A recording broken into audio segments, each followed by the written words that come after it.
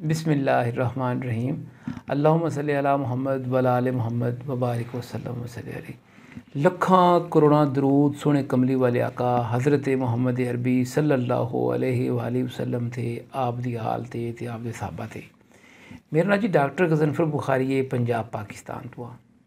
Holland दे एक मुसन्नफ लोके guard लिखते ने कि सियासी इस्लाम ते कई बारी लहा दा पांदी बनिया, पर रूहानी इस्लाम हमेश चढ़दी कला च रहा, हमेश चढ़ा दा पांदी ही रहा। इंदी की वजह है, केड़े अवामल ने, किस वजह तो ये हमेशा रूहानी इकदार हमेशा तो महफूज ते बिल्कुल अपनी सही शक्ल च आ रही ने। वो दसदा है कि गल करता है कि तरीख इस्लाम जो देखिए तो वो गल करता है खिलाफत उस्मानिया दी बहुत लंबे दौर की। फिर गल करता है जो लहा दी पांदी बन जांदियां ने, नवे लोग आ जाते हैं। फिर बरसगीर भी गल करता है, बरसगीर के बारे भी। अच्छा, वो गल करता है रूहानी इस्लाम की भी की वजह है कि दीन की हिफाजत से ममूर वो किड़ा तबका है जिंदे परों रूहानी इस्लाम हमेश चढ़ा दिरा दा पांदी रहा, चढ़ा दा पांदी रहा, तरक्की करता रहा। वो सूफिया, वो है ने अल्लाह के दीन के मददगार लोग, औलिया अल्लाह। अज असी एक अजिहे वली की गल करांगे जिहड़े बरसगीर पाक हिंद विच जिन्हां पर दीने इस्लाम की लोखंडी हर पासे नूर नूर हो गया। लखां लोगों ने आप देहाते कलमा पढ़ के इस्लाम कबूल किया। लखां लोग आप दे पारों आप दी शख्सियत नूं अमली तौर पर देख के, मसरूफ़ अमल वेख के इस्लाम वाल खिंचे आए। असी गल करांगे हज़रत बाबा फरीदुद्दीन गंजशकर रहमतुल्लाह ताला अलैह दी। बाबा फरीदुद्दीन गंजशकर रहमतुल्लाह ताला अलैह सिलसिला चिश्तिया के बहुत बड़े बुजुर्ग ने। फरीद की है, फरीद का अर्थ की है, फरीद किनू कहते हैं? फरीद कहते हैं यकता होने नूं, पक्का होने नूं फरीद कहा जाता है। ये बाबा फरीद साहब नूं फरीद किन्ने कहा? सवाल उठता है ना कि बाबा फरीदुद्दीन दा तो मसूद है, फरीद किन्ने कहा आपनूं? फरीदुद्दीन रवायत मिलती है कि नेशापुर दे विच जदों अपड़े उत्थे ख्वाजा फरीदुद्दीन अतार ने, उन्हां दे आखिरी अयाम ने, बहुत वडेरे हो चुके ने, बहुत खूबसूरत एक जिंदगी गुजार चुके ने अपनी अल्लाह दे दीन की मदद करते हैं। लोगों नूं इश्के मजाजी वल्लों इश्के हकीकी वाल परतांदियां सारी जिंदगी लगाई। उन्होंने पहली बारी बाबा फरीद जी नूं फरीद कह के सदिया।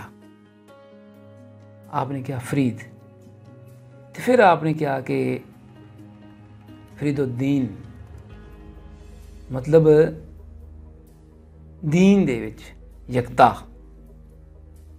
वाह, आप फरीदुद्दीन इत्थों मिलिया। अच्छा, अगला है कि असी पहले लफ्ज़ असी आख्या कि बाबा फरीदुद्दीन। बाबा किन्ने कहा? बाबा का की अर्थ है? बाबा किस भाषा का शब्द है? बाबा फारसी भाषा का शब्द है जिसका अर्थ है बुढ़ा। इनका अर्थ प्यो भी होंदा है। कुतुबुद्दीन बख्तियार काकी रहमतुल्लाह ताला अलैह जो मुल्तान तो दिल्ली वाल जा रहे सन तो हज़रत बाबा फरीदुद्दीन गंजशकर रहमतुल्लाह अलैह आप दी आखिरी मुलाकात सी। आखिरी बारी मिले, मुलाकात हुई तो आपने बाबा फरीदुद्दीन नूं बाबा कह के बुलाया। फरीद हज़रत ख्वाजा फरीदुद्दीन अतार ने कहा, बाबा हज़रत बख्तियार कुतुबुद्दीन काकी रहमतुल्लाह अलैह ने फरमाया। अच्छा, अगे असी चलने असी आप सिलसिला देखने कि आप फरूकी नस्ल सन, फरूकी सन। अच्छा, गंजशकर भी नां दे नाल मशहूर है। ये साढ़े दो वेख लवो, गंज बख्श फैज़ आलम वो जिथे ख्वाजा मोइनुद्दीन चुकते हैं आके, तो गंजशकर ख्वाजा मोइनुद्दीन अगे गंजशकर चुकते हैं। ये गंजशकर की है? गंजशकर क्यों मिले लकब आपनूं? गंजशकर का माना की है? इहदे अर्थ की ने? एक गंज ते शकर किस भाषा के शब्द ने? गंज अर्थ है खजाना, शक्कर चीनी, शुगर। यह चीनी नहीं जी असी वाइट शुगर है या असी कोई नहीं, वो जिमें गुड़ नूं ਪੀ ਕੇ ਬਣਾਈ ਜਾਂਦੀ ਹੈ ਸਾਡੇ ਪਿੰਡਾਂ ਦੇ ਵਿੱਚ ਉਹ ਸ਼ੱਕਰ। ਇਹਦੇ ਬਾਰੇ ਅੱਛਾ ਇਹ ਲਕਬ ਕਿਵੇਂ ਮਿਲਦਾ ਹੈ? ਹਜ਼ਰਤ ਬਾਬਾ ਫਰੀਦੁੱਦੀਨ ਗੰਜ ਸ਼ੱਕਰ ਨੂੰ ਗੰਜ ਸ਼ੱਕਰ ਦਾ ਲਕਬ ਕਿੰਝ ਲੱਦਾ, ਕਿੰਝ ਮਿਲਿਆ? ਅੱਛਾ ਇਹ ਦੋ ਵਿਦਵਾਨ ਦੋ ਵਜ੍ਹਾ ਦੱਸਦੇ ਨੇ। ਜਿਵੇਂ ਇੱਕ ਸੈਯਦ ਮੁਖਤਾਰ ਸ਼ਾਹ ਸਾਹਿਬ ਨੇ ਉਹ ਕਹਿੰਦੇ ਹੁੰਦੇ ਨੇ ਕਿ ਕਸਰਤ ਜਾਂ ਹਜ਼ਰਤ ਤੋਂ ਲਕਬ ਲੱਭਦਾ ਹੈ। ਬੜੇ ਬੜੇ ਵਿਦਵਾਨ ਨੇ। ਕਸਰਤ ਜਾਂ ਹਜ਼ਰਤ, ਕਸਰਤ ਕੀ ਬਹੁਤੀ ਗਿਣਤੀ, ਹਜ਼ਰਤ ਕੋਈ ਵੱਡੀ ਸ਼ਖਸੀਅਤ ਕਹਿ ਦੇਵੇ ਤਾਂ। ਅਸੀਂ ਦੇਖਦੇ ਹਾਂ ਕਿ ਗੰਜ ਸ਼ੱਕਰ ਆਪ ਨੂੰ ਕਿੰਝ ਮਿਲਿਆ। ਅਖਬਾਰੁਲ ਅਹਯਾਰ ਵਿੱਚ ਲਿਖਿਆ ਹੈ ਇੱਕ ਬੜਾ ਮਸ਼ਹੂਰ ਵਾਕਿਆ ਹੈ। ਇੱਕ ਸੁਦਾਗਰ ਊਠਾਂ ਦੇ ਉੱਤੇ ਸ਼ੱਕਰ ਲਈ ਜਾਂਦਾ ਸੀ ਅਤੇ ਬਾਬਾ ਜੀ ਨੇ ਪੁੱਛਿਆ ਬਿਲੀਆ ਸੰਗਿਆ ਇਹ ਕੀ ਹੈ? ਉਸ ਆਖਿਆ ਕੋਈ ਫਕੀਰ ਲੋਕ ਨੇ, ਬਾਬਾ ਮੰਗ ਨਾ ਲਵੇ। ਉਹਨੇ ਕਿਹਾ ਜੀ ਇਹ ਲੂਣ ਹੈ। ਅਤੇ ਬਾਬਾ ਜੀ ਦੇ ਮੂੰਹ ਨਿਕਲਿਆ ਕਿ ਲੂਣ ਹੀ ਉਹ ਸੀ। ਮੰਡੀ ਗਿਆ, ਜਾ ਕੇ ਉੱਥੇ ਤੋਂ ਜੋ ਉੱਤੇ ਤੋੜੇ ਲੱਦੇ ਸੀ ਉਹ ਲਾਏ, ਵੇਖਿਆ ਸ਼ੱਕਰ ਦੀ ਥਾਵੇਂ ਲੂਣ। ਹੁਣ ਤਾਂ ਚੇਤਾ ਆਇਆ ਕਿ ਮੈਂ ਉਹ ਤੋਂ ਉੱਥੇ ਇੱਕ ਬਾਬੇ ਨੂੰ ਆਖਿਆ ਸੀ ਵੀ ਇਹ ਲੂਣ ਹੈ ਅਤੇ ਸੱਚਮੁੱਚ ਹੀ ਲੂਣ। ਉਹ ਪਿਛਾਂ ਪਰਤ ਆਇਆ, ਆਪ ਦੀ ਖਿਦਮਤ ਵਿੱਚ ਹਾਜ਼ਰ ਹੋਇਆ ਅਤੇ ਕਹਿਣ ਲੱਗਾ ਹਜ਼ੂਰ ਮਾफ़ ਕਰ ਦਿਓ, ਮੈਂ ਝੂਠ ਬੋਲਿਆ ਹੈ, ਇਹ ਸ਼ੱਕਰ ਸੀ। ਬਾਬਾ ਜੀ ਫਰਮਾਇਆ ਅੱਛਾ ਮਿਲਿਆ ਜੇ ਸ਼ੱਕਰ ਸੀ ਤਾਂ ਸ਼ੱਕਰ ਹੀ ਉਹ ਸੀ। ਉਹ ਲੂਣ ਜਿਹੜਾ ਹੈ ਫਿਰ ਸ਼ੱਕਰ ਬਣ ਗਿਆ। ਰੱਬ ਆਪਣੇ ਵਲੀ ਦੇ ਮੂੰਹ ਵਿੱਚੋਂ ਨਿਕਲੀ ਕੋਈ ਗੱਲ ਨਹੀਂ ਮੋੜਦਾ। ਕਿਉਂ? ਜੇ ਰੱਬ ਦੀ ਉਹ ਸਾਰੀ ਜ਼ਿੰਦਗੀ ਨਹੀਂ ਮੋੜਦੇ, ਰੱਬ ਦੀ ਉਹ ਸਾਰੀ ਹਯਾਤੀ ਗੱਲ ਨਹੀਂ ਮੋੜਦੇ। ਅੱਛਾ ਇੱਕ ਹੋਰ ਵਜ੍ਹਾ, ਆਪ ਦੀ ਵਾਲਦਾ ਸਾਹਿਬਾ ਕੁਰਾਨੀ ਅਸੂਲ ਹੈ ਕਿ ਇਬਾਦਤ ਕਰੋ ਆ ਅਜਰ ਮਿਲੇਗਾ, ਇਬਾਦਤ ਕਰੋ ਆ ਅਜਰ ਮਿਲੇਗਾ। ਆਪ ਦੀ ਵਾਲਦਾ ਸਾਹਿਬਾ ਨੇ ਆਪ ਨੂੰ ਇੱਕ ਤਾਂ ਬਾਵਜ਼ੂ ਦੁੱਧ ਪਿਆਇਆ। ਇਹਦੇ ਵਿੱਚ ਤਾਂ ਬਾਬਾ ਜੀ ਸਾਰੀ ਤਹੱਜਦ ਦੀ ਨਮਾਜ਼ ਉਹਨਾਂ ਦੀ ਸਾਰੀ ਹਯਾਤੀ ਕਜ਼ਾ ਨਹੀਂ ਹੋਈ। ਅਤੇ ਇਹ ਸ਼ੱਕਰ ਦੀ ਗੱਲ ਹੈ ਕਿ ਆਪ ਨੇ ਕਿਹਾ ਕਿ ਬੇਟਾ ਨਮਾਜ਼ ਪੜ੍ਹ, ਫਰੀਦ ਨਮਾਜ਼ ਪੜ੍ਹ। ਬਾਬਾ ਜੀ ਨੇ ਨਮਾਜ਼ ਤੇ ਰੱਬ ਮੁਸੱਲੇ ਥੱਲੇ ਆਪਣੇ ਸ਼ੱਕਰ ਦੀ ਪੂਰੀ ਰੱਖ ਦੇਣੀ ਕਰਨੀ, ਨਮਾਜ਼ ਪੜ੍ਹਨੀ ਮੁਸੱਲਾ ਚੱਕਣਾ ਥੱਲੇ ਸ਼ੱਕਰ। ਇੱਕ ਦਿਹਾੜ ਆਪ ਦੀ ਵਾਲਦਾ ਸਾਹਿਬਾਂ ਭੁੱਲ ਗਈਆਂ ਸ਼ੱਕਰ ਦੀ ਪੂਰੀ ਰੱਖਣਾ। ਅਤੇ ਜਦੋਂ ਬਾਬਾ ਜੀ ਮਿਲੇ ਅਤੇ ਫਰੀਦ ਨਮਾਜ਼ ਪੜ੍ਹੀ, ਜੀ ਅੰਮਾ ਜੀ ਨਮਾਜ਼ ਪੜ੍ਹੀ। ਫਰਮਾਇਆ ਅਤੇ ਨਾਲ ਹੀ ਬਾਬਾ ਜੀ ਨੇ ਕਹਿਤਾ ਮੈਨੂੰ ਸ਼ੱਕਰ ਵੀ ਖਾਤੀ ਹੈ। ਮਾਂ ਜੀ ਨੇ ਉਸ ਵੇਲੇ ਹੱਥ ਜੋੜ ਲਿਆ, ਮੇਰੇ ਮਾਲਕ ਤੇਰਾ ਸ਼ੁਕਰ ਹੈ। ਹੁਣ ਇੱਕ ਰਵਾਇਤ ਮਿਲਦੀ ਹੈ ਕਿ ਥੱਲੇ ਇੱਕ ਪੁੜੀ ਹੁੰਦੀ ਸੀ, ਜਾਂ ਜਦੋਂ ਬਾਬਾ ਜੀ ਨੇ ਜਦੋਂ ਮਾਂ ਜੀ ਨੇ ਨਹੀਂ ਸੀ ਰੱਖੀ ਸ਼ੱਕਰ ਅਤੇ ਵੇਖਿਆ ਥੱਲੇ ਬਹੁਤ ਬੜਾ ਖਜ਼ਾਨਾ ਸੀ, ਇਸ ਤੋਂ ਗੰਜ ਸ਼ੱਕਰ ਕਿਹਾ ਜਾਂਦਾ ਹੈ। ਇਹ ਵੀ ਗੱਲ ਕੋਈ ਦੀ ਜੁੜਦੀ ਨਹੀਂ ਇਸ ਤੋਂ ਕਿ ਗੰਜ ਸ਼ੱਕਰ ਤਾਂ ਬਹੁਤ ਬੜਾ ਖਜ਼ਾਨਾ ਹੈ। ਜਿਹੜੇ ਸੁਦਾਗਰ ਵਾਲੀ ਗੱਲ ਹੈ ਉੱਥੋਂ ਲੱਗਦਾ ਹੈ ਕਿ ਇਹ ਗੰਜ ਸ਼ੱਕਰ ਦਾ ਸਾਨੂੰ ਉੱਥੋਂ ਮਿਲਿਆ। ਅੱਛਾ ਇੱਕ ਸਈਰੁਲ ਆਰਫੀਨ ਦੇ ਵਿੱਚ, ਸਈਰੁਲ ਆਰਫੀਨ ਦੀ ਕਿਤਾਬ ਦੇ ਵਿੱਚ ਇੱਕ ਜ਼ਿਕਰ ਮਿਲਦਾ ਹੈ ਕਿ ਆਪਣੇ ਪੀਰ ਮੁਰਸ਼ਦ ਦੀ ਜ਼ਿਆਰਤ ਵਾਸਤੇ ਆਪ ਕਹਿੰਦੇ ਨੇ ਕਿ ਮੈਂ ਜਾ ਰਿਹਾ ਸਾਂ। ਮੀਂਹ ਬੜਾ ਵਰਿਆ ਸੀ, ਤਿਲਕਣ ਪਏ ਸੀ ਹਰ ਪਾਸੇ।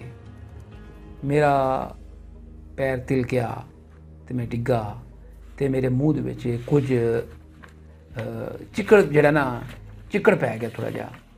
ਮੈਂ ਜੀ ਚਿੱਕੜ ਪਿਆ ਮੇਰੇ ਮੂੰਹ ਤੋਂ ਸ਼ੱਕਰ ਬਣ ਗਿਆ। ਇੱਕ ਵਾਕਿਆ ਮਿਲਦਾ ਸਈਰੁਲ ਔਲੀਆ 'ਚ ਵੀ ਮਿਲਦਾ ਹੈ ਕਿ ਇੱਕ ਦਫਾ ਮੁਰਸ਼ਦ ਦੇ ਹੁਕਮ ਨਾਲ ਆਪ ਨੇ ਰੋਜ਼ਾ ਰੱਖਿਆ, 3 ਦਿਹਾੜ ਬਾਅਦ ਅਫਤਾਰ ਕਰਨਾ ਸੀ। ਉਹਨਾਂ ਨੇ ਫਰਮਾਇਆ ਸੀ ਕਿ ਰੱਬ ਦੀ ਤਰਫੋਂ ਜੋ ਲਬਸੀ ਗਿਆ ਵੱਲੋਂ ਉਹਦੇ ਨਾਲ ਰੋਜ਼ਾ ਅਫਤਾਰ ਕਰੀ। ਜਦੋਂ ਤੀਸਰਾ ਦਿਹਾੜ ਸੀ, ਸ਼ਾਮ ਪਈ, ਇੱਕ ਬੰਦਾ ਰੋਟੀਆਂ ਲੈ ਕੇ ਆ ਗਿਆ। ਆਪ ਨੇ ਰੋਟੀ ਥੋੜ੍ਹੀ ਜਿਹੀ ਖਾਧੀ ਅਤੇ ਉਲਟੀਆਂ ਆਉਣ ਲੱਗ ਪਈਆਂ ਆਪ ਨੂੰ। ਫਿਰ ਬਗੈਰ ਕੁਝ ਖਾਧਿਆਂ ਰੋਜ਼ਾ 3 ਦੇ 6ਵਾਂ ਦੇ ਸੀ। ਇਫਤਾਰੀ ਦਾ ਵੇਲਾ ਆਇਆ ਤਾਂ ਆਪ ਇਸ ਪੋਏ 'ਤੇ ਹੀ ਸਣ ਪਏ। ਆਪ ਨੇ ਇਸ ਤਰੀਕੇ ਹੱਥ ਮਾਰਿਆ। ਉਹ ਰੋੜੀਆਂ ਸਨ, ਰੋੜੇ ਜਿਵੇਂ ਹੁੰਦੇ ਨੇ ਮਿੱਟੀ ਦੇ, ਉਹ ਇੰਝ ਕਰਕੇ ਮੂੰਹ 'ਚ ਪਾਏ। ਉਹ ਮਿੱਠੇ ਲੱਗੇ ਮਖਾਣਿਆਂ ਵਾਕਣ। ਆਪ ਨੇ ਫਿਰ ਛੱਡ ਦਿੱਤੇ। ਫਿਰ ਹੱਥ ਮਾਰਿਆ, ਫਿਰ ਆਪਣੇ ਮੂੰਹ 'ਚ ਪਾਏ, ਫਿਰ ਛੱਡ ਦਿੱਤੇ।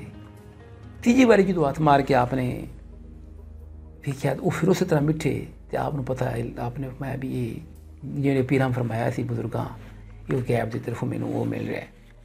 ਅੱਛਾ ਇੱਥੇ ਹੁਣ ਇਹ ਚੀਜ਼ਾਂ ਅਸੀਂ ਦੇਖਦੇ ਹਾਂ ਕਸਰਤ ਵਿੱਚ ਇਹ ਚੀਜ਼ਾਂ ਨੇ। ਹਜ਼ਰਤ ਸਾਹਿਬ ਨੇ ਵੀ ਫਿਰ ਫਰਮਾਤਾ ਗੰਜ ਸ਼ੱਕਰ। ਦੂਸਰੀ ਜਿਹੜੀ ਸਭ ਤੋਂ ਅਹਿਮ ਚੀਜ਼ ਹੈ, ਬਾਬਾ ਫਰੀਦੁੱਦੀਨ ਦੇ ਨਾਮ ਤੋਂ ਬਾਬਾ ਸਾਹਿਬ ਵੀ ਹੋ ਗਿਆ, ਫਰੀਦ ਵੀ ਹੋ ਗਿਆ, ਗੰਜ ਸ਼ੱਕਰ 'ਤੇ ਵੀ ਗੱਲ ਹੋ ਗਈ। ਮੁਖਤਸਰਨ ਹਾਜ਼ਰੀ ਲਵਾਉਂਦੇ ਹਾਂ। ਬਾਬਾ ਸਾਹਿਬ ਨੇ ਕੀ ਕੀਤਾ ਹੈ? ਬਾਬਾ ਸਾਹਿਬ ਨੇ ਆਪਣੇ ਰੂਹਾਨੀ ਤਸਰਫ ਦੇ ਨਾਲ ਲੱਖਾਂ ਲੋਕਾਂ ਦੇ ਦਿਲਾਂ ਨੂੰ ਬਦਲ ਦਿੱਤਾ ਹੈ। ਬਾਬਾ ਸਾਹਿਬ ਇੱਕ ਅਜੀਬ, ਬਾਬਾ ਸਾਹਿਬ ਬੜੇ ਦਾਨਸ਼ਵਰ ਸੂਫੀ ਨੇ। ਸੂਫੀ ਹਮੇਸ਼ਾ ਪੜ੍ਹਿਆ ਲਿਖਿਆ ਹੁੰਦਾ ਹੈ। ਬਾਬਾ ਸਾਹਿਬ ਇੱਕ ਮਹਾਨ ਸ਼ਖਸੀਅਤ ਨੇ, ਬਹੁਤ ਬੜੇ ਜੀਨੀਅਸ ਪੰਜਾਬੀ ਨੇ ਬਾਬਾ ਜੀ, ਬਹੁਤ ਬੜੇ। ਉਹ ਪੰਜਾਬ ਦੇ ਲੋਕਾਂ ਦੀ ਤਬੀਅਤ ਤੋਂ ਵਾਕਫ ਨੇ, ਲੋਕਾਂ ਦੇ ਮਜ਼ਾਜ ਤੋਂ ਵਾਕਫ ਨੇ। ਆਪ ਨੇ ਕੀ ਕੀਤਾ ਹੈ, ਬਲਵੰਤ ਸਿੰਘ ਆਨੰਦ ਲਿਖਦੇ ਨੇ ਆਪਣੀ ਕਿਤਾਬ ਫਰੀਦ ਨਾਨਕ ਬੁੱਲਾ ਵਾਰਸ ਦੇ ਵਿੱਚ ਕਿ ਜਿਹੜੇ ਬਾਬਾ ਜੀ ਨੇ ਇਹਨਾਂ ਨੇ ਖਾਨਕਾਹ ਦਾ ਜਦੋਂ ਕਿਆਮ ਕੀਤਾ, ਖਾਨਕਾਹ ਦਾ ਕਿਆਮ ਕੀਤਾ, ਆਪ ਦੇ ਕੋਲ ਹਿੰਦੂ ਵੀ ਆਉਣ ਲੱਗ ਪਏ, ਆਪ ਦੇ ਕੋਲ ਈਸਾਈ ਵੀ ਆਪ ਦੀ ਖਿਦਮਤ 'ਚ ਆਉਣ ਲੱਗ ਪਏ। ਫਿਰ ਉਹ ਲਿਖਦੇ ਨੇ ਕਿ ਵਲੀ ਜਿਸ ਥਾਂ 'ਤੇ ਰਹਿੰਦਾ ਹੈ ਨਾ, ਉਹ ਥਾਂ ਮਕਨਾਤੀਸੀ ਕਸ਼ਿਸ਼ ਹੋ ਜਾਂਦੀ ਹੈ। ਇਹੀ ਗੱਲ ਡਾਕਟਰ ਕਨਨ ਵੀ ਲਿਖਦਾ ਆਪਣੀ ਕਿਤਾਬ ਦੇ ਵਿੱਚ। ਪ੍ਰੋਫੈਸਰ ਡਾਕਟਰ ਕਨਨ ਵੀ ਗੱਲ ਕਹਿੰਦਾ ਵੇ ਕਿ ਜਿੱਥੇ ਰੱਬ ਦਾ ਵਲੀ ਹੁੰਦਾ ਹੈ ਨਾ, ਉਹ ਥਾਂ ਕਸ਼ਿਸ਼ ਇਖਤਿਆਰ ਕਰ ਲੈਂਦੀ। ਮਕਨਾਤੀਸ ਜਿਵੇਂ ਛਿੱਕ ਲੈਂਦਾ ਨਾ, ਲੋਕ ਆਪ ਭਜੇ ਹੁੰਦੇ ਨੇ, ਹਜੂਮ ਭਜਿਆ ਹੁੰਦਾ ਅਕੀਦਤਮੰਦਾਂ ਦਾ। ਫਿਰ ਕੀ ਇਹ ਵੇਖਦਿਆਂ ਵੇਖਦਿਆਂ ਬਾਬਾ ਜੀ ਨੇ ਵਾਦੀ ਤੋਂ ਦੂਰ ਡੇਰਾ ਲਾਇਆ ਸੀ, ਵੇਖਦਿਆਂ ਵੇਖਦਿਆਂ ਉੱਥੇ ਇੱਕ ਵਾਦੀ ਬਣ ਗਈ। ਉੱਥੇ ਲੋਕਾਂ ਨੇ ਆਪਣੀ ਰਿਹਾਇਸ਼ਾਂ ਲਿਆਂਦੀਆਂ, ਲੋਕ ਰਹਿਣ ਲੱਗ ਪਏ ਉੱਥੇ, ਆਪ ਦੇ ਕਰੀਬ ਛੋਟਾ ਜਿਹਾ ਸ਼ਹਿਰ ਬਣ ਗਿਆ। ਬਾਬਾ ਫਰੀਦ ਚੌਂਪੜੇ ਦੇ ਕਰੀਬ ਇੱਕ ਖਾਨਕਾਹ ਤੇ ਜਮਾਤਖਾਨਾ ਤਮੀਰ ਕਰ ਦਿੱਤਾ ਆਪ ਨੇ। ਉੱਥੇ ਕੀ ਹੁੰਦਾ, ਉੱਥੇ ਸਾਰੇ ਮਜ਼ਹਬ ਦੇ ਲੋਕ ਹੁੰਦੇ ਸੀ। ਅੱਛਾ, ਇੱਕ ਚੀਜ਼ ਜਿਹੜੀ ਸਭ ਤੋਂ ਅਹਿਮ ਚੀਜ਼ ਹੈ ਜਿਹੜੀ ਤੁਹਾਡੇ ਨਾਲ ਮੈਂ ਸਾਂਝੀ ਕਰਨਾ ਚਾਹਾਂਗਾ, ਉਹ ਇਹ ਵੇ ਕਿ ਜਿਹੜਾ ਸੂਫੀ ਹੁੰਦਾ ਹੈ ਉਹ ਤਕਰੀਬਨ ਇਨਸਾਨੀਅਤ ਦੀ ਗੱਲ ਕਰਦਾ ਹੈ। ਉਹ ਗੱਲ ਕਰਦਾ ਹੈ ਰਵਾਦਾਰੀ ਦੀ, ਉਹ ਗੱਲ ਕਰਦਾ ਹੈ ਤਹਮਲ ਦੀ, ਉਹ ਗੱਲ ਕਰਦਾ ਹੈ ਬਰਦਾਸ਼ਤ ਦੀ, ਜਿਹੜਾ ਸੂਫੀ ਹੁੰਦਾ ਹੈ। ਅੱਛਾ, ਬਾਬਾ ਜੀ ਕਿਉਂਕਿ ਬਹੁਤ ਬੜੇ ਸੂਫੀ ਨੇ, ਬਾਬਾ ਜੀ ਇਸ ਗੱਲ ਦੇ ਚੰਗੀ ਤਰ੍ਹਾਂ ਜਾਣੂ ਨੇ। ਜਦੋਂ ਸਰਕਾਰ ਨੇ ਪਹਾੜ 'ਤੇ ਚੜ੍ਹ ਕੇ ਲੋਕਾਂ ਨੂੰ ਇਸਲਾਮ ਦੀ ਦਾਵਤ ਦਿੱਤੀ, ਮੱਕੇ ਵਾਲਿਆਂ ਨੂੰ, ਉਹ ਸਾਰੀ ਦੁਨੀਆ ਵਾਸਤੇ ਦਾਵਤ ਸੀ, ਜਗਤ ਪੱਧਰ ਦੀ ਦਾਵਤ ਸੀ। ਹਰ ਮਜ਼ਹਬ ਨਾਲ ਸੰਬੰਧ, ਹਰ ਕਿਸੇ ਵੀ ਮਜ਼ਹਬ ਨਾਲ ਸੰਬੰਧ ਰੱਖਣ ਵਾਲੇ ਬੰਦੇ ਨੂੰ ਦਾਵਤ ਸੀ ਉਹ, ਭਾਵੇਂ ਕੋਈ ਸਿੱਖ ਹੈ, ਭਾਵੇਂ ਕੋਈ ਈਸਾਈ ਹੈ, ਭਾਵੇਂ ਕੋਈ ਮੁਸਲਮਾਨ। ਉਹ ਉਮਤ ਜਿਹਨੂੰ ਦਾਵਤ ਦਿੱਤੀ ਗਈ ਹੈ, ਸਭ ਸਰਕਾਰ ਦੀ ਉਮਤ ਵਿੱਚ ਸ਼ਾਮਿਲ ਨੇ। ਇਹ ਬਾਬਾ ਜੀ ਇਸ ਚੀਜ਼ ਦੇ ਚੰਗੇ ਜਾਣੂ ਸਨ। ਇਹੀ ਵਜ੍ਹਾ ਹੈ ਕਿ ਆਪ ਦਾ ਟੂਵਰਡਸ ਜਿਹੜੇ ਮਾਈਨੋਰਟੀਜ਼ ਨੇ, ਜਾਂ ਮਤਲਬ ਉਸ ਵਕਤ ਉਹ ਖੈਰ ਮਾਈਨੋਰਟੀਜ਼ ਨਹੀਂ ਸਨ, ਉਹ ਅਕਸਰੀਅਤ 'ਚ ਹੀ ਸਨ। ਅਸੀਂ ਜਿਹਨੂੰ ਅੱਜ ਮਾਈਨੋਰਟੀਜ਼ ਕਹਿੰਦੇ ਹਾਂ ਸਾਡੇ ਪਾਕਿਸਤਾਨ ਦੇ ਵਿੱਚ, ਉਹਨਾਂ ਨਾਲ ਬਹੁਤ ਅੱਛਾ ਸੰਬੰਧ ਰੱਖਿਆ, ਬਹੁਤ ਅੱਛਾ ਤਾਲੁਕ ਰੱਖਿਆ, ਖੂਬਸੂਰਤ ਅਮਲੀ ਜ਼ਿੰਦਗੀ। ਆਪ ਨੇ ਨਹੀਂ ਵੇਖਿਆ ਕਿਸੇ ਦਾ ਰੰਗ, ਆਪ ਨੇ ਨਹੀਂ ਵੇਖਿਆ ਕਿਸੇ ਦੀ ਕੀ ਨਸਲ ਹੈ, ਆਪ ਨੇ ਨਹੀਂ ਵੇਖਿਆ ਕਿਸੇ ਦੀ ਕੀ ਜ਼ਬਾਨ ਹੈ। ਆਪ ਨੇ ਇੱਕੋ ਜਿਹਾ ਰਵੱਈਆ ਰੱਖਿਆ। ਸੂਫੀ ਇੱਕੋ ਜਿਹਾ ਰਵੱਈਆ ਰੱਖਦਾ ਹੈ, ਹਰ ਇੱਕ ਨੂੰ ਇੱਕ ਐਨਕ ਨਾਲ ਵੇਖਦਾ ਹੈ, ਮੁਹੱਬਤ ਦੀ ਐਨਕ ਨਾਲ। ਉਸ ਐਨਕ ਦਾ ਲੈਂਸ ਐਸਾ ਹੁੰਦਾ ਜਿਹਦੇ ਵਿੱਚ ਸਭ ਬਰਾਬਰ ਨਜ਼ਰ ਆਉਂਦੇ ਨੇ। ਅੱਛਾ, ਉਹਨਾਂ ਕੀ ਕੀਤਾ, ਆਪਣੇ ਰੂਹਾਨੀ ਤਸਰਫ ਦੇ ਨਾਲ ਅੱਡੋ ਅੱਡ ਧਰਮਾਂ ਵਾਲੇ, ਅੱਡੋ ਅੱਡ ਰੰਗਾਂ ਵਾਲੇ, ਅੱਡੋ ਅੱਡ ਭਾਸ਼ਾ ਬੋਲਣ ਵਾਲੇ ਜਿਹੜੇ ਲੋਕ ਸਨ, ਜਿਹੜੇ ਲੋਕਾਈ ਸਨ, ਉਸ ਵਸੇਬ ਦੇ ਜਿਹੜੇ ਲੋਕਾਈ ਸਨ, ਉਹਨਾਂ ਨਾਲ ਕੀ ਕੀਤਾ, ਮਕਾਲਮਾ ਬੈਨ ਅਲ ਮਜ਼ਾਹਿਬ, ਜਿਹਨੂੰ ਕਿਹਾ ਜਾਂਦਾ ਵੇ ਇੰਟਰਫੇਥ ਡਾਇਲਾਗ। ਮੈਂ ਉਹਨੂੰ ਪੰਜਾਬੀ 'ਚ ਇੱਕ ਉਹ ਟਰਮ ਨੂੰ ਮੈਂ ਕਹਿਣਾ ਹੁੰਦਾ ਕਿ ਧਰਮਾਂ ਵਿਚਕਾਰ ਗੱਲਬਾਤ, ਧਰਮਾਂ ਦੇ ਵਿਚਕਾਰ ਗੱਲਬਾਤ ਜਿਹੜੀ ਹੈ, ਉਹਦਾ ਤਸੱਵਰ ਸਾਨੂੰ ਬਾਬਾ ਜੀ ਕੋਲ ਨਜ਼ਰ ਆਉਂਦਾ ਬੜਾ। ਆਪ ਨੇ ਉਹ ਸ਼ੁਰੂ ਕੀਤਾ। ਸਿੱਖ ਦਫਤਰ ਹੈਦਰ ਲਿਖਦੇ ਨੇ ਆਪਣੀ ਕਿਤਾਬ ਫਰੀਦ ਨਾਨਕ ਬੁੱਲਾ ਵਾਰਸ ਦੇ ਵਿੱਚ, ਬਾਬਾ ਜੀ ਉਹ ਪਹਿਲੇ ਸੂਫੀ ਨੇ, ਪਹਿਲੇ ਬਜ਼ੁਰਗ ਨੇ ਜਿਨ੍ਹਾਂ ਨੇ ਹਿੰਦੂ ਸਕਾਲਰਸ ਨਾਲ, ਗੈਰ ਮੁਸਲਿਮ ਮੁਫੱਕਰੀਨ ਨਾਲ ਰਾਬਤਾ ਕਾਇਮ ਕੀਤਾ। ਅਤੇ ਇਹ ਗੱਲ ਬੜੀ ਹੱਕੀ ਹੈ ਕਿ ਆਪ ਦੀ ਦਰਗਾਹ 'ਤੇ, ਆਪ ਦੀ ਖਾਨਕਾਹ 'ਤੇ, ਆਪ ਦੇ ਕੋਲ ਹਿੰਦੂ ਆਉਂਦੇ ਸਨ। ਨਜ਼ਰਿਆਤੀ ਤਬਦੀਲੀ ਜਿਹੜੀ ਹੈ ਉਹ ਆਪ ਨੇ ਉਹਨਾਂ ਨੂੰ ਆਪਣੇ ਅਮਲ ਰਾਹੀਂ ਦਿਖਾਈ, ਆਪਣੇ ਆਪ ਨੂੰ ਆਪਣੀ ਜ਼ਾਤ ਨੂੰ ਅਮਲ ਦੀ ਸੂਰਤ ਵਿੱਚ ਪੇਸ਼ ਕੀਤਾ। ਅਤੇ ਮਜ਼ਹਬਾਂ ਦੇ ਦਰਮਿਆਨ ਡਾਇਲਾਗ ਦਾ ਖੁਸ਼ਗਵਾਰ ਇੱਕ ਆਗਾਜ਼ ਕੀਤਾ। ਬਹੁਤ ਖੂਬਸੂਰਤ ਜਿਹੜਾ ਇੱਕ ਰਵਾਇਤ ਪਾਈ। अच्छा, बाबा जी की इंसान दोस्ती जड़ी है वो कहते हैं अहजाए उलूम ह्यूमनिज़म की बुनियाद रखने वाले यही मशरकी सूफी हैं। अफजल शाह साहब लिखते हैं कि ये जड़े ने ये मशरकी सूफी ने जिन्हों ने मुकालमा बैन अल मज़ाहब की बुनियाद रखी। अज भी असीं देखने मुकालमा बैन अल मज़ाहब से गल्लां होंदियां ने, लेकिन उनके मोढी जड़े ने, उनके बुनियाद रखने वाले जड़े ने वो बाबा जी ने। तो सिखां दी किताब गुरु ग्रंथ साहब विच बाबा जी की शायरी साढ़े राਹੀਂ पहुंची। असी बहुत सत्कार करने उस किताब का, बड़ा एहतराम करने। उनकी वजह है भी कि नबी पाक सल्लल्लाहु अलैहि वसल्लम ने फरमाया हर मज़हब का एहतराम का मफहूम है, मज़हब का एहतराम करो, मज़हब इबादत खानियां का एहतराम करो, मजहबी कुतब का एहतराम किया जाए। उनके विच साढ़े कोल जिहड़ी शायरी पहुंचती बाबा साहब की वो गुरु ग्रंथ राਹੀਂ पहुंचती है साढ़े कोल। उनके विच भी सानू असी ये गल कहांगे कि बाबा जी ने अमली तौर पर दुनिया की बेसबाती का भी जिक्र किया है। अच्छा, कुछ विद्वान जोड़े ने वो समझते हैं कि शायरी बाबा जी की नहीं है, कोई होर फरीदुद्दीन ने। लेकिन मैं कहना होना वा कि कोठे मंडप माड़ियाँ ईत न लगे चित, मिट्टी पीए तालवी तो कोई ना उसी मित। ਇਹੋ जी गल कौन कर सकता है? ਇਹੋ जी गल एक बाबा जी वर्गा महान दरवेश ही कर सकता है, एक सूफी कर सकता, कोई होर बंदा नहीं, आम बंदा नहीं कर सकता गल। बिल्कुल यह गल मुमकिन नहीं। बाबा जी के सारे श्लोक पढ़ के देख लो, हर एक दे विच तुहानूं एक वखरी गल, बहुत ही खूबसूरत वखरी निवेकड़ी सोहनी सुनखी गल नज़र आएगी। एक सूफी कर सकता है अल्लाह की मदद के नाल, उंज मुमकिन नहीं। बहरहाल बाबा फरीदुद्दीन गंज शकर नाल बहुत आप दे हज़रत पीर वारिस शाह वेख लो, हीर दे विच आप दा एक फिक्री रबत भी नज़र आता है। मिसाल तौर पर बाबा साहब जो कि मोढ़ी शायर ने, पंजाबी के पहले शायर ने, बाद वाले शहरों के अपने बड़े असरात भी पाए। असी बाबा जी की जिंदगी के कुछ पक्षों उत्ते गल की है। उम्मीद है कि तुहानूं यह प्रोग्राम पसंद आएगा। रब ने चाहा जिउंदे रह किसी होर प्रोग्राम में फिर तुहाडे सामने हाज़र होवांगे। डॉक्टर सैयद गज़नफ़र बुखारी नूं इजाज़त दिओ। रब राखा।